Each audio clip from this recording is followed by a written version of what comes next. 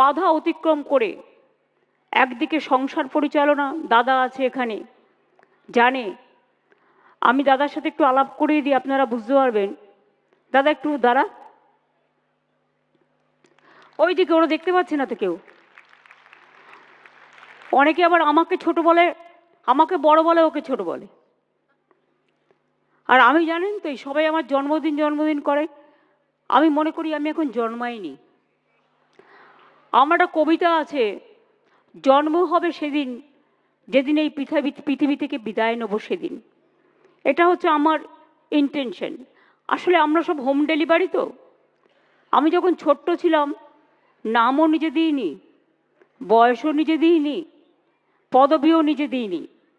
অনেকে আমাকে happy birthday বলে, কিন্তু দিনটা আমার কাছে মোটেই পছন্দকর নয়। ওটা সার্টিফিকেটের এজ বাবা মা করে দিয়ে গেছে। আমি জানতামও না। আমাকে যখন আমি কলেজে পড়ি, দাদাই আমাকে একদিন বলল, সাক্ষী ও আজকে প্রেজেন্ট আছে বলে এই কথাটা বললাম। দাদা আমাকে একদিন বলল, তুই কি জানিস বাবা কি করে তোর বয়স দিয়েছে? আমি বললাম কি করে? বলল, সার্টিফিকেটে তোর আর আমার বয়সের মধ্যে 6 মাস ডিফারেন্স। আমি বললাম দারুণ।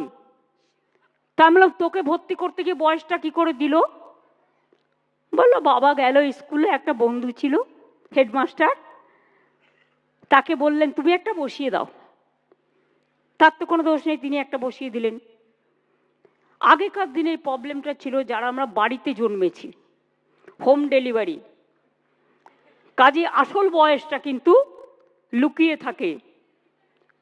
নকল বয়সটা, সার্টিফিকেটের বয়সটা মানুষ ধরে নেয়। ও সামনে আছে বলে বলতে পারলাম আজকে সাক্ষী রেখে। কারণ এই ঘটনাটা যখন জেনেছিলাম অনেকবার চেষ্টা করেছি, আমার বাড়ানোও আছে 5 বছর। আমি একটা একান্তে বইতে লিখে গেছি এগুলো অনেক দিন আগে, যতটা লেখা সম্ভব। এবং তখন করে দিয়েছে। আমার নামটাও আমার পছন্দ নয়, কিন্তু হয়ে গেছে। যাই হোক, এগুলো হচ্ছে ছোট্টবেলার ঘটনা। ছোটদের সামনেই ছোট্টবেলার ঘটনা বলা উচিত। আমি এখনো বিশ্বাস করুন অনেক কাজ করি, হাঁটতে হাঁটতে আমি যখন হাঁটি তখন আমার ব্রেন চলে। আমি যদি না হাঁটি আমার ব্রেন চলে না। মনে হয় কি যেন একটা করছি না, ফাঁকিবাজ লাগে। ভাবতে ভাবতে ভাবি, আজও আমার মনে আছে স্কুল শিক্ষিকাদের নাম, কারণ আমরা মেয়েদের স্কুলে পড়েছি। যার এখন তো কো এডুকেশন অনেক হয়ে গেছে, ছেলে মেয়ে বোধ। আমাদের এখনো মনে আছে ইউনিভার্সিটির প্রফেসরের নাম, কলেজের দিনগুলোর কথা। এটা আমি কখনোই ভুলতে পারি না। এমনকি বিএড পড়তে গেছি শিক্ষায়তনে, তাদের কথাও মনে আছে। কলকাতা বিশ্ববিদ্যালয়ে যাবার সুযোগ পেয়েছি খুব কম। সেই সময়টা আমি রাজনীতি করতাম, ভয়ে ভয়ে যেতাম। কারণ আমার সারা শরীরটা আমি একটা জীবন্ত লাশের মতো।